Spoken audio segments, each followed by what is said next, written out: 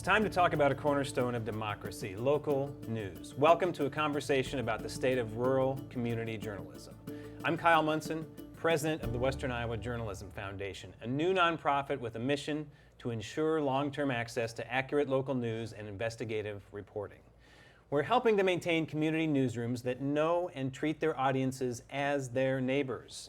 And I'm pleased to have the opportunity to sit down today with three experienced Western Iowa editors who epitomize this grassroots journalism. Art Cullen, editor of the Storm Lake Times. Lorena López, editor of LaPrensa, based in Denison. And Doug Burns, editor of the Carroll Times Herald. So thanks to all of you for being here today. This is such an important conversation, and you are such important figures in all of your communities. So we were talking a little bit earlier about the magic wand, but let's talk now. This is maybe an easier job for us to do. What do you just wish that most Americans understood better about journalism and the jobs that all of you do? Because I think there's some misunderstanding that sometimes gets in the way of people's perceptions of media and local news, especially local news. What do you wish they understood better about what you do every day, Doug? So I've had the privilege to work in several newsrooms. Art and I both work for the Ames Tribune. I've been back at our paper for 20 years. I also worked at the Palm Beach Post for Inside Washington Publishers. I guess if I could get one message, it's that within a newsroom, you don't have people that are biased with political agendas.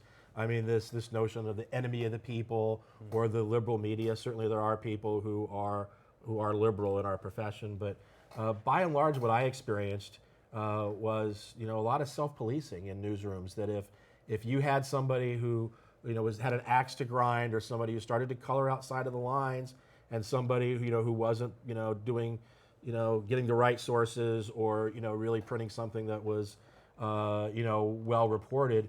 I mean, we didn't want our work to be associated with somebody like that. So we really are hounds for the truth, and I just wish more people in this sort of post-Trump era understood that we're not the enemy of the people, and at least in our case, I mean, the three of us are all middle class to, at this point, probably lower middle class. We make less than beginning teachers, actually. Yeah. And so we live among the people that we write about. It's sort of like with Major League Baseball back in the 40s and 50s, people had this connection to the Brooklyn Dodgers because they'd get on the subway and they might be next to Jackie Robinson or somebody on that team. When I'm in Carroll, the people I write about, I'll see them in the grocery store.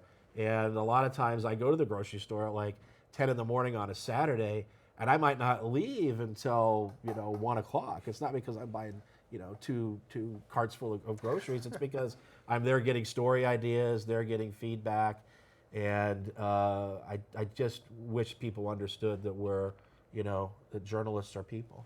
Yeah, well put. Lorena, one thing you would love people to understand better about being a journalist, about journalism that you practice day in and day out. May I say two, please? Yeah, please do. Okay. So one, I just wish politicians from the both sides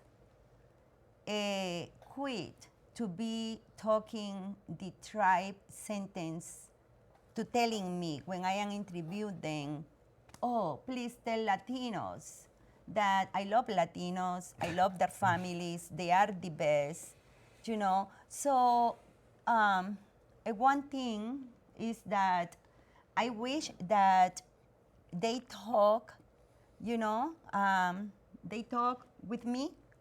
More truthfully, more truthfully, more openly. That way I will able to translate that message that they wanted to transmit, no matter what side they are.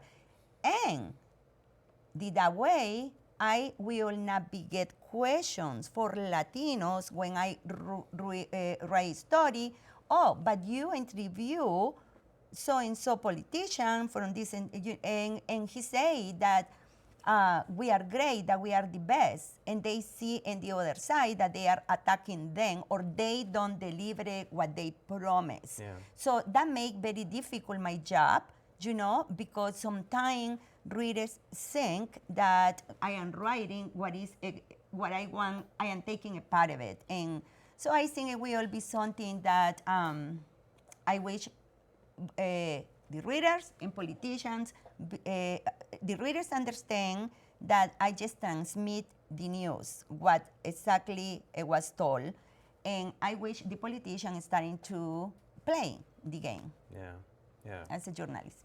Yeah, you're not setting the agenda. You have to rely on, Exactly. on your sources to actually Exactly. contribute to the conversation. Yes. Art, what should people understand? Well, like Doug said, that we're in it for the story. We're not in it for the politics. Although I'm a political junkie, we're in it for the story. And if Joe Biden gets caught with Stormy Daniels, I'm as interested in that as I would be as if Donald Trump were caught with Stormy Daniels. And everybody sitting here feels the same way. It might be even a better story. So on the editorial page, that's a different story. And we're known for our editorials, which are liberal, but that doesn't mean we're the liberal media. On the front page, I'd string up my son if he ran a completely flattering story about some Democratic politician that didn't include any of his warts and wrinkles. And so we play it straight on the front page, and almost every newspaper I know in the country does, at least traditional newspapers as we've known them. But now there's a rise in funded journalism that's funded expressly for left or right, and I think that's really dangerous because you don't know. Again, people confuse those things, and they confuse us with these blogs that are online and that purport to be reporting straight political news, and in fact they're funded by either the Republican or Democratic donor bases. And so we're looking for donations from the general public, not left or right, because we want to play it straight. Now we're going to have our opinions on the editorial page, like I say, but we don't have any opinions on the front page about the Storm Lake School Board tax levy. We just report the levy and why it's going up or down. Yeah, no, well put. It kind of goes back to when you were talking about that post-Watergate era of journalism. Can that survive despite how messy the technology and everything has gotten, where maybe we're going to have a more partisan media climate that harkens back to, I don't know, the 19th century or something like that. Everything that... I think we're there. Yeah, I think we're there. So, but can this foundation preserve that kind of sensibility you're talking about? Well, that's the whole idea, because as Doug has often pointed out, we've become the arbiters, the referees of social media in our communities.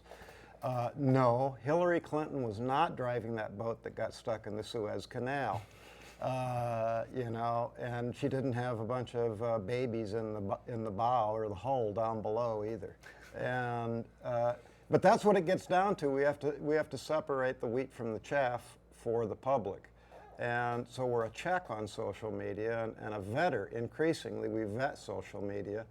And now all these politically funded journalism sites that we're seeing, journalism as they call it, it's really propaganda.